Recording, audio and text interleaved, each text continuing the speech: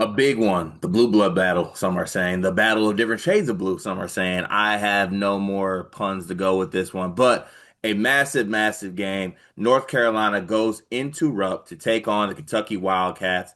This is a matchup between two teams that have had, it's early on. I'm not going to say interesting seasons, but, Kentucky's had a lot of conversations around their team. North Carolina's had to deal with adversity, losing their starting two guard and Seth Trimble, but also Caleb Wilson's like burst onto the scene has been amazing for them.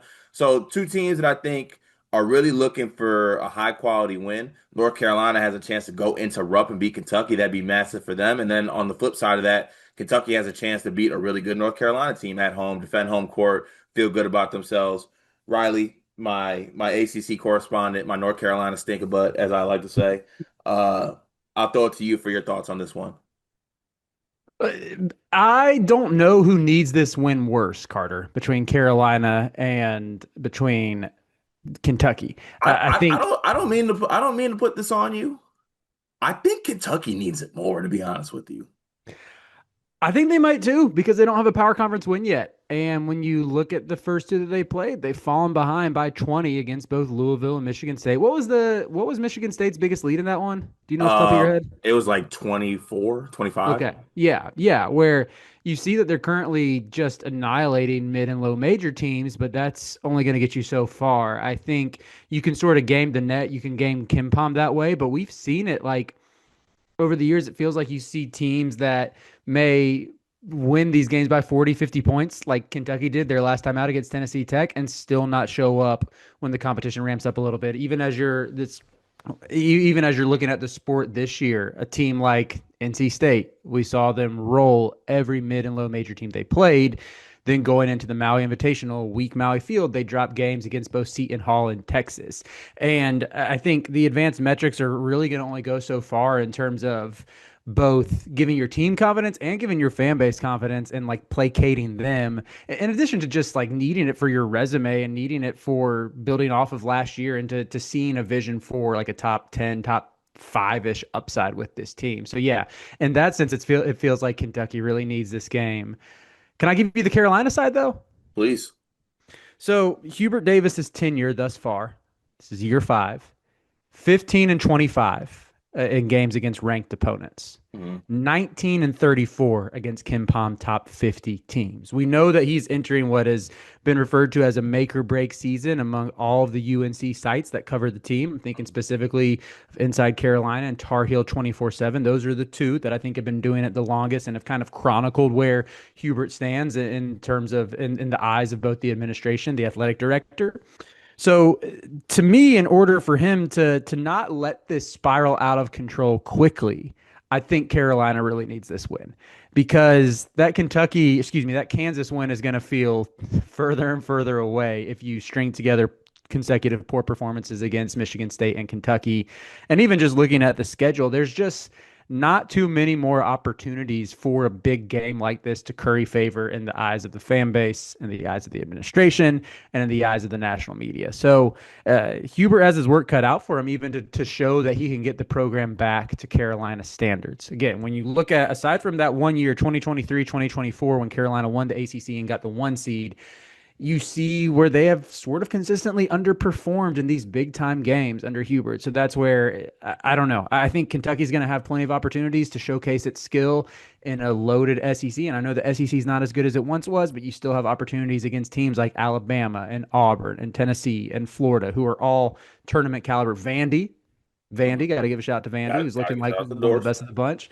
Carolina doesn't have that same luxury, even in what's an improved ACC. They need this one. Yeah, and look, I think that, it's pretty simple for North Carolina too, I think. I think that obviously you have this massive front court, right? That you can have that advantage inside, but also like it's so hard when I look at Kentucky because you look at Kentucky metrically, the top 15 defense, 12th defensively, which doesn't necessarily match up with my eyes, which is a little bit like, okay, they're beating up on the Tennessee Techs of the world, but also like when Mhm. Michigan State pulled their card, they had nothing to say about it. When Louisville pulled their card, they had nothing to say about it as well. But they do have, I think, the horses and the actual like makeup of a team to be good defensively. Right. And that's the part that scares me for UNC because I do believe in like Caleb Wilson and Vasar and front court guys being able to, have, score inside. But I mean, we're not too far removed from Fort Myers where you guys could not buy a three from anywhere. I mean, y'all currently sit at 229th in the country, 32% from three. You need to hit shots in this game because one thing Kentucky does have, they are really good at defending the three, and they're really good at defending from 2 point range as well. So I think you got to be able to, if you want to win a game in Rupp, not to put it like it's simple, like you got to hit shots. Yeah, I mean, I think it's something that's been a struggle really most of the year. This has happened in their home games as well, even in these by contests where they get good looks, they get wide open looks from three and just can't knock them down. And so I know some of the more optimistic Carolina fans were saying against Michigan State, they missed a lot of open looks and shot 4 for 23. And that was the story of the game and was essentially the mentality of, let's not overreact to this. Let's not act like the season's over, just the game where they missed shots.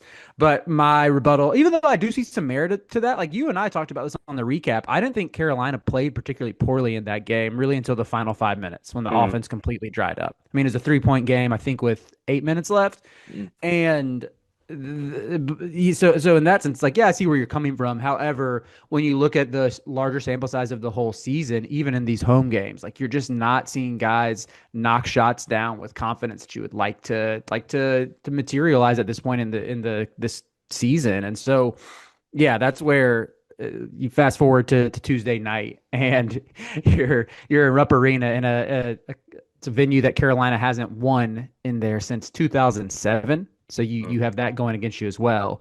Like, I don't know if I think this is going to be the antidote to their shooting woes. Yeah, you know what? I don't mean to put pressure on anyone, but if there was a time for a Luka game, I think it's now. I I agree. I think it's now. Look, Kyan Evans is in his first year high major basketball. Just like size wise, he's an undersized, smaller guard, and you know what? He does need to hit shots. Don't get me wrong, but I'm looking at the 6'6", 22-year-old who Yeah. I watched film of this kid, and he is an electric shot maker. And I'm also looking at Hubert Davis. I'm doing something to get that guy going. If it's like getting him to the free throw line so we can see a few go in. Hmm. Maybe like some PNR stuff with him and Caleb Wilson. I need to do something, a damn triple screen. I do something to get him like a easy one to get him going early. Let him see it go in, and hopefully that just builds some confidence in him because right now, I mean, he's a better shooter than 31%. He was 16% against Michigan State. He's just a better shooter than 31%. So I think you're gonna have to have a big Vogelbach game in this one without, down your starting two guard basically in triple. I agree with you, and I would even take it one step further and say this should be the game where Hubert fully takes the what's the phrase? Takes the handcuffs off. Is that the right phrase? Why does that not sound right? Takes the shackles off. Is that what it is? That I don't like using shackles. Yeah, that doesn't feel right. Takes the kid gloves off or The like training wheels. training Got it. wheels. There we go. Takes the train. He cuts the umbilical cord. Let's see how many more of these metaphors can we keep going with? He Straight unties his jacket shoe. off. Um anyway, but this is the one where you take the training wheels off and just let Luca be the lead guard. I think Carolina looked like its best against both St. Bonaventure and Michigan State in Fort Myers when Luca was the one operating out of ball screens. I mean, he had 5 assists in that game against Michigan State, and we know how good y'all's defense is. They really mucked it up and made it tough to get good looks. I thought Carolina did get some good looks from three that they did. Yeah, we talked about that they missed, but like Michigan State as a whole, I would say is really good at taking you out of rhythm. You got Jeremy Fears, who's going to be your point of attack defender. You have size in the paint that's going to muck it up down there. And I thought Luca did a really good job of running the offense. So I think just giving him a little more freedom, or like you're saying, putting him in a position to succeed or just take advantage of his on ball skills. All of that could be the case here. It could be I would say, an opportunity for him to shine. Whereas you look at someone like Kyan Evans, and I think against mid and low major competition, you're fine with him as your lead ball handler. I don't know if you're going to see. I don't think I want him being the primary initiator than more than a few spurts here and there when you're playing good competition. And I think he'd be a lot better served sort of playing off of Luca and taking advantage of his ability to knock down, catch, and shoot opportunities. But yeah, even if you want to talk about this backcourt as a whole, I think both Kyan and I would even add Derek Dixon into this mix as well. Both of those guys need to be a little bit more aggressive in terms of looking for their shot when they get on the court. I think like Kyan, how many shots did he take against Michigan State? Ooh, Took five? 7. He was 0 for 5 from three, 1 for 2 from two. There was one of these games where, yeah, against Radford, he only took one shot, didn't attempt a three. Like he hasn't been super aggressive anytime he's been out there. And I mean, before the Michigan State game, he was shooting like 37, 38%. That kind of sunk his percentage down to 32. But he's someone who I still trust shooting an open shot. And I'm like, let it fly a little bit more. And same thing with Derek Dixon. Derek Dixon's leading the team in 3-point percentage. He didn't even attempt a shot against Michigan State. Right. And I mean, it was his season low in minutes. Only played 8 minutes in that one, but oh, he did attempt two shots. That's on me. But but still, like he and Kyan Evans are two guys who, for Carolina to hit its ceiling, they need to be more aggressive and they have to be more like, respectable in terms of shot creators. Yeah, I think so too. And look, I think you pointed out some of the ways that I think North Carolina, it's not like just a massive uphill battle. North Carolina has, I think, the soldiers to be able to go in here and get a win. I do want to Mhm. flip this though on the other side here. Kentucky team playing at home, Rupp Arena. Yep. I'm just honestly, I want to see what this team looks like coming because right now, all I have to judge them off of at the high major level is that game against Michigan State, which we pants them. That was embarrassing. And then the game against Louisville, which is like, okay, you lost to Louisville, that's really good. But the loss to Michigan State, it was just, I love, obviously, I'm a Spartan, you know what I'm saying? Whoa. But like the way that we were able to do those things, I think didn't have me feeling the best. Now, also to Kentucky's point, they're like, oh, Michigan State went nuclear from three. It's very nice when you get to run stuff on air, which is what it really felt like playing y'all. So I'm really looking forward to seeing what this Kentucky team looks like in this setting because they have fixed some things, I think, offense. They've been able to shoot the ball really well. As I mean, they hit 15 3-pointers against Tennessee Tech. What they hit against Loyola Maryland. Let me check this real quick. Hit 10 for Hit 27, 10, 37%. 37%. So like better than what they were doing kind of before. They were able to dominate on the glass. So I don't know. I'm just looking forward to seeing what it looks like. I mean, a massive, massive challenge for Malachi Moreno, the young freshman, going up against this front court for UNC. And then obviously the rest of the members of that will be part of it. What do you think is the key for this Kentucky team in this game? So I think they can find an advantage with their size on the perimeter. When you look at Colin Chandler, Denzel Aberdeen, good DA, good, and Good DA. take it away.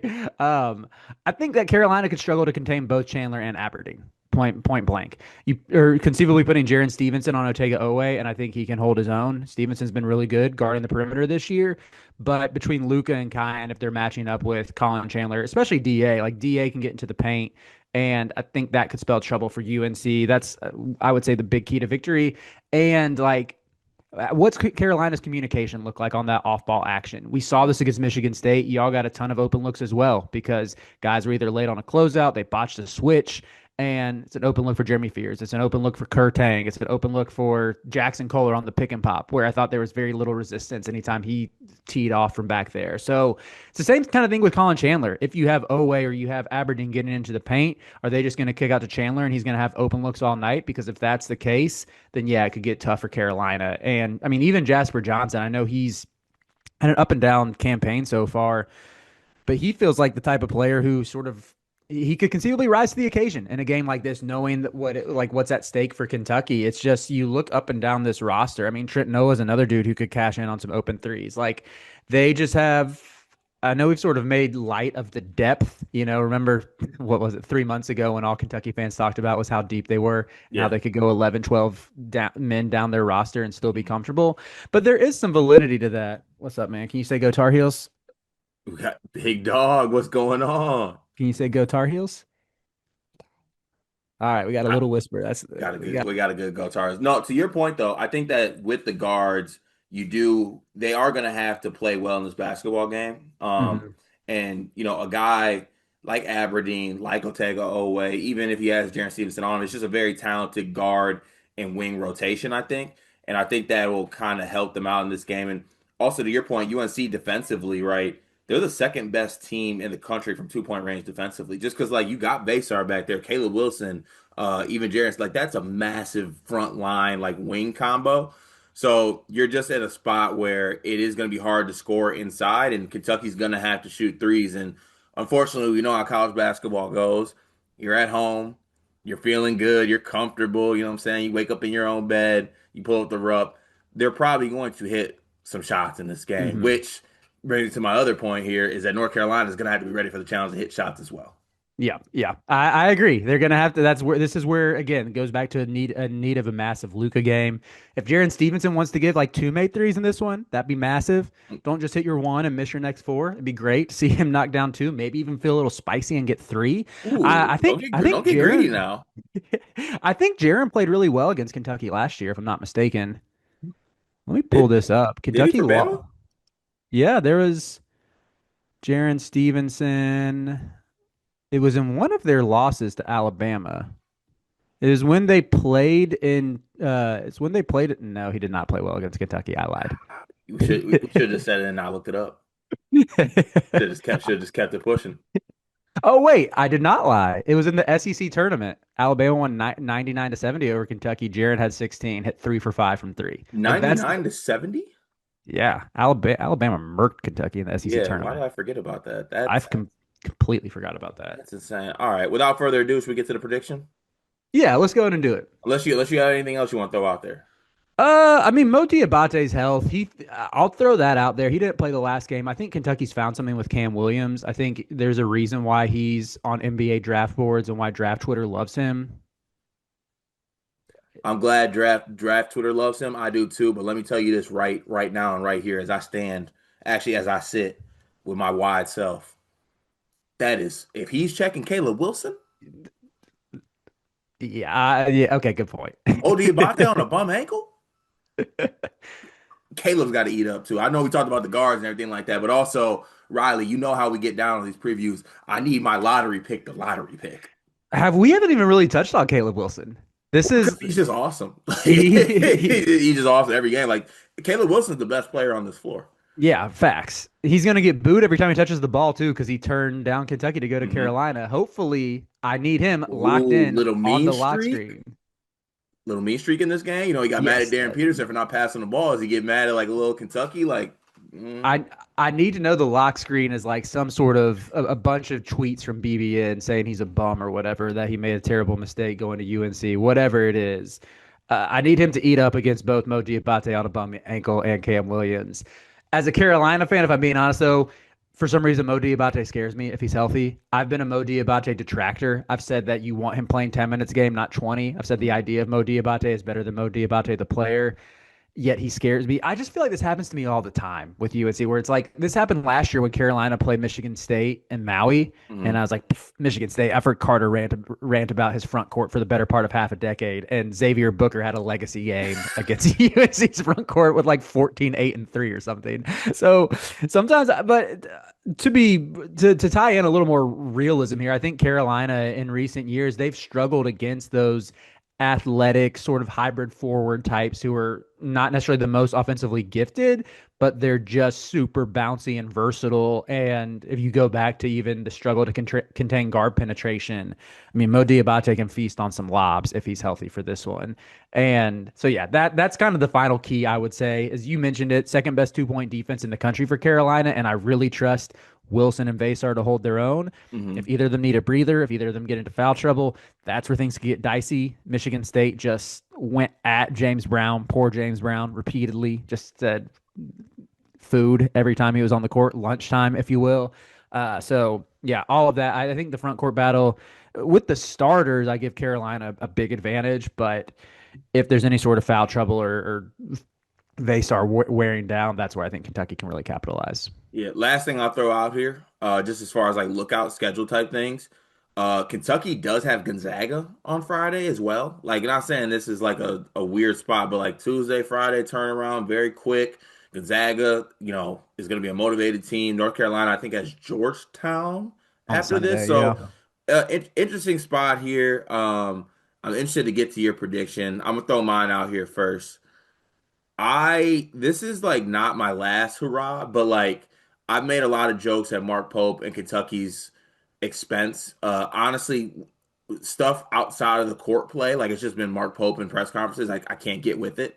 Um, if you are any sort of a serious team and want to be taken seriously, and you want to hang number nine, and you want to do all these things, make Final Fours, do all that hoopla. With respect to North Carolina, you beat North Carolina at home. You are at home. North Carolina is a good team, but you beat teams like North Carolina at home if you are a serious organization. So, as much as I love you, Riley, I am going to go with Kentucky here. I'm going to take Kentucky to win this game. I think it'll be close, though. Give me Kentucky 81 and North Carolina, let's go 70, 77. I respect it. I understand where you're coming from. However, Cart, what's that redacted song say? Back again, my back against the wall. Never count on y'all, only call on God. Here's the America's Army. Carolina gets it done. First win in Rupp Arena since 2007. Give me the Tar Heels. Give me the Tar Heels jumping out to a big lead. Give me Carolina going up by like 12 to 15 in the first half, but Kentucky cutting it close. Yet Carolina does just enough to eke out of there with a 6-point win. I think it'll be 77 to 71. Okay. All right. Well, we will be back for the recap here on the channel. Massive Tuesday in college basketball. I'm very excited. This game being a part of that. We will have the recap here on the channel, so be sure to tune in for Sleepers Media all year long. We have all your previews and recaps for all the big games across college basketball.